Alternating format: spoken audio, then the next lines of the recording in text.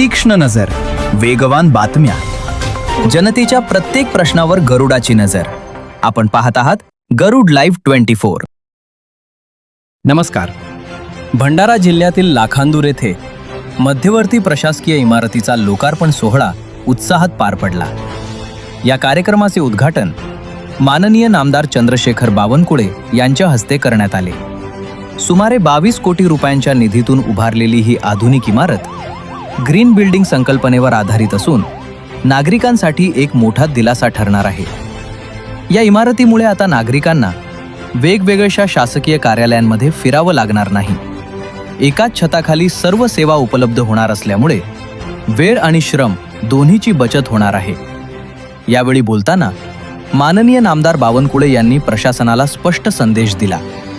फक्त इमारती उभ्या करणं पुरेसं नाही, तर भ्रष्टाचारावर आळा बसणं तितकंच गरजेचं आहे. तहसील कार्यालयांमध्ये CCTV कॅमेरे बसवण्याचे निर्देशही त्यांनी दिले.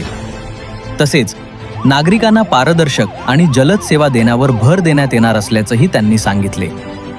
लाखांदूर येथील ही नवीन प्रशासकीय इमारत प्रशासन आणि नागरिक यांच्यातील दुवा अधिक मजबूत करणार आहे आणि स्थानिक विकासाला एक नवी गती देणार आहे.